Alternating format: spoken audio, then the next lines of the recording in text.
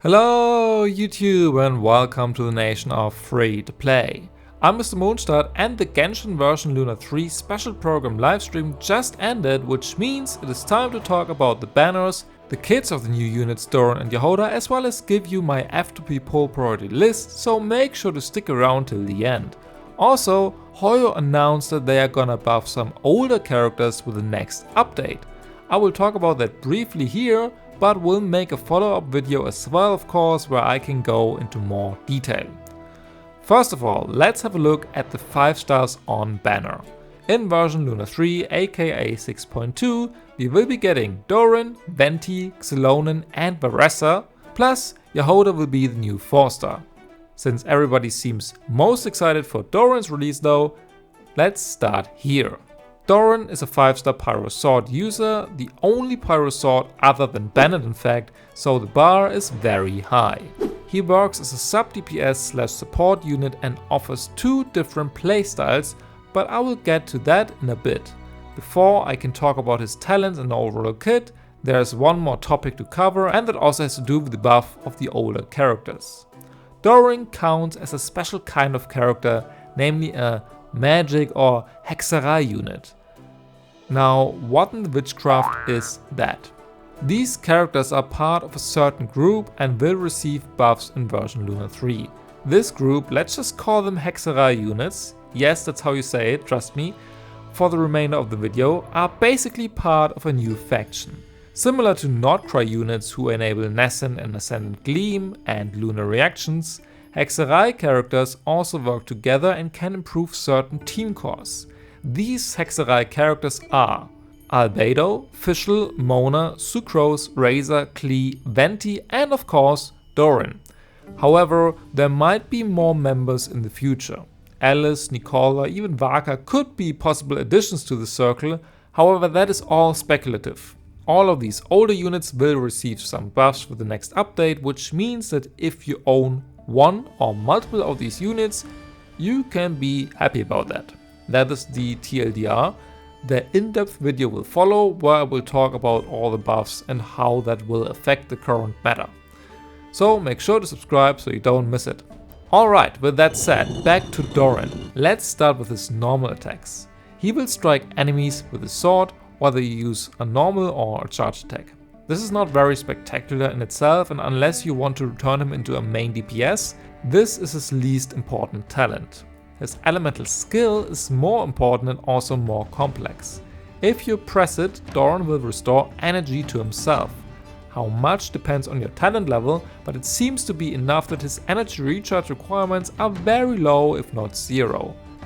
That is honestly a massive advantage, especially in Stygian Onslaught, where you always start with 0 energy. Durin will still have easy access to his burst though, thanks to his energy generation. Also, once you press his skill, you will get access to a special version of his skill as well as a special normal attack. The skill will also deal a bit of damage. How much depends again on your level and on what mode Durin is in. Wait, what mode? Does Durin have more than one mode? Great question, glad you asked. Yes, Durin has 2 different game modes, a white and a dark one. What you have to remember is this. The white mode deals less damage but is the more supportive playstyle and better for AoE off-field pyro application. The dark mode deals more damage and is better for single target scenarios. This is also where his special skill and the special normal attacks come in. The special skill is for his white mode, while the special normal attack is for Durin's dark mode. You cannot have both modes active at the same time, but you can switch between the two by either pressing his special skill or his special normal attack. I will come back to these 2 modes when talking about Durin's passive talents. Before that, let's have a look at his elemental burst. His burst will also depend on the mode he is in right now. If you use Durin in his white mode, his burst will deal 3 instances of AoE pyro damage. Also, his white flame will follow your active character and deal AoE pyro damage to enemies periodically. In Durin's dark mode, he will also deal 3 instances of AoE pyro damage, and his dark flame will also apply pyro from off field, but this time to a single enemy. So again, the white mode deals less damage in AoE, the dark mode more damage to one enemy. So far, He sounds like a pretty simple off-field pyro applicator slash sub DPS, but there is more to his kit. Let's move on to Durin's passives.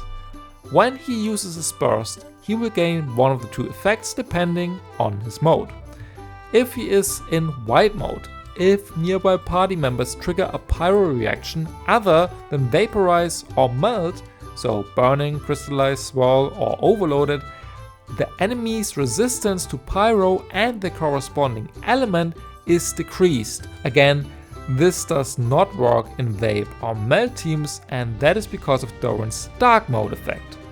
In his dark mode, the rest shred will not happen, instead Durin's vape and melt damage is increased, but that is not all. I mentioned Hexerei characters earlier, remember? Once Durin becomes a Hexerei character, magic character, whatever you want to call it, and you run him with the second magic unit, so either Klee, Albedo, Sucrose, Razor, Mona, Venti or Official, both of these effects will be further increased. So it seems that his kit is designed to work best with these older units and or future Hexerei characters. Of course, we do not know Hoyo's plans with the upcoming characters, but Durin might synergize very well with them based on Genshin's recent patterns. Durin's other passives can increase his burst damage and give you 25% more expedition rewards in Mondstadt. So all in all, what are my thoughts on him? Durin does not seem to work with any of the recent Nordcry units, so he is not bringing us Lunar Vaporize or anything like that. Instead, he will elevate older units from Mondstadt and maybe also future ones. To be honest, I expect Hoyo to give us more Hexerei units in the future, and if they do, they might also release new artifact sets for them. Right now, Durin seems like a strong and rather flexible unit, but not a must-pull character. Depending on future kits and artifact set effects, he might be even more valuable though and could be of great value for many accounts. With all of that said, let's have a look at Jahoda. Jahoda is a 4-star Anemone bow, is from Nordcry, so can increase your party's moon sign by 1 and works as a healer. Her normal attacks don't seem too powerful, but that is to be expected from a healer. Let's have a look at her elemental skill instead. If you press her E, Jahoda dashes forward and enters the Shadow Pursuit state. If your skill misses, she will then throw a smoke bomb instead, dealing a little bit of damage. If you do not miss though, she will be in the Shadow Pursuit state, and in this state she moves fast, and furthermore, if an enemy is affected by a swallowable element, so Pyro, Hydro, Electro or Cryo, in short FEC, Jahoda will fill up her little bottle with that element. When the skill runs out and the bottle was not filled entirely, she will unleash an Anemone AoE hit and deal damage to enemies. When the bottle was filled, however, Jahoda immediately drains it and deals a bigger AoE Anemone hit. However, all of this applies when your party is not in Ascending Gleam. When you are in Ascending Gleam though, meaning you run Jahoda with at least one other Nordcry unit, and you manage to fill up her entire bottle, she will not unleash all of it at once, but will instead fire fluffy balls at opponents, and those balls will deal the element of the stored element in Jahoda's bottle. With her elemental burst, Jahoda will get 2 assistant robots who deal some Anemone damage, but more importantly can heal your active character. This means that she will be burst reliant for her healing and mostly single target. However, one of her passives improve her healing slightly. If your active character has over 70% HP, the healing will then target the unit with the lowest HP in your party, but it seems like that the healing will then be less than the one to the on-field unit.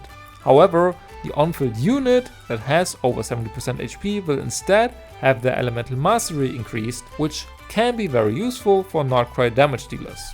With her other passive, the damage/healing from her burst, meaning her 2 assistant robots, will be increased based on the other party member's swallowable element.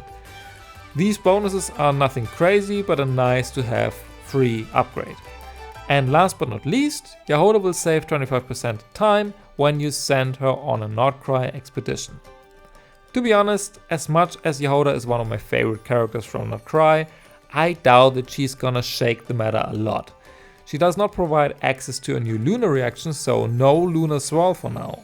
However, she is a second Forster unit that can help you a lot against chill bosses that want you to have Ascendant Gleam. The healing can help in many teams, and I'm sure her constellations will further improve her performance. As always though, do not pull for 4 stars if you do not want the 5-star unit on banner as well.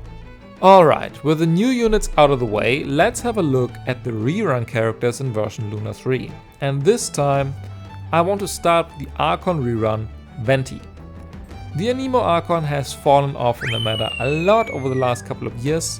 One of the main reasons is the fact that there are hardly any combat scenarios where he can shine with his grouping abilities from his elemental burst. His normal attacks are kinda useless and his skill will also not shake the meta.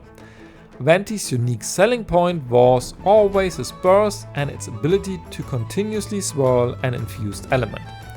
Especially if you have to battle dozens of small enemies, his ultimate is like a cheat code.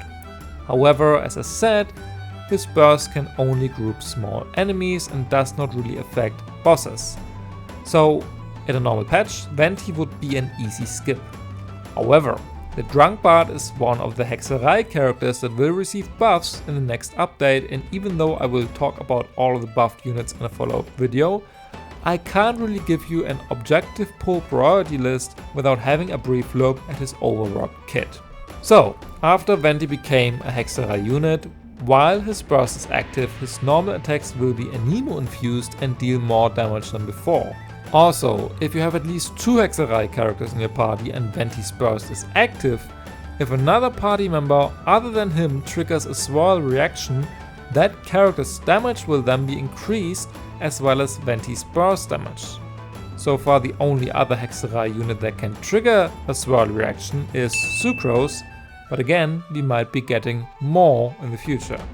So this sounds to me like the actual benefit of this effect will be revealed in the near future. With all of that said, where does this put Venti in the meta? If you can consistently make use of his buffs, he is a viable support and players who already have him on their account can rejoice.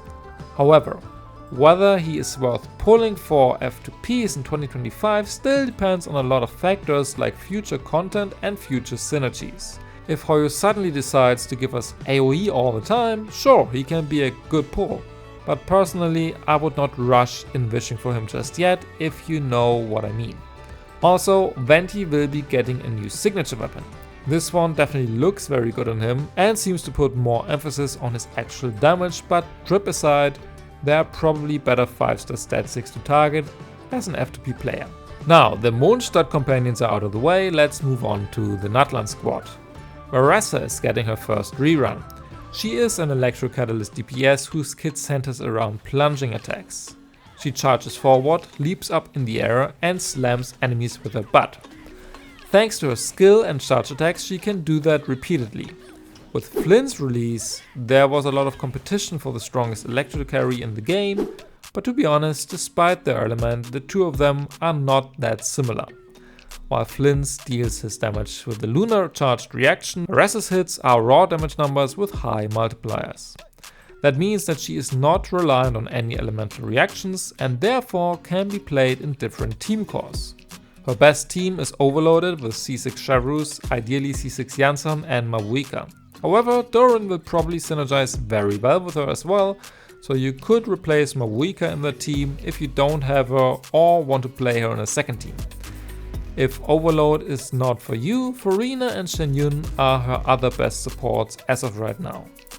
Even though I do not own Varesa on my account and do not plan to change that, I would recommend her as a rather F2P friendly damage dealer who has a unique playstyle and is kinda easy to build. While the plunge set Long Night's Oath is her best in slot, if you don't have Skirk and don't want to farm the domain, you can also run her on Obsidian Codex and will deal more than solid damage.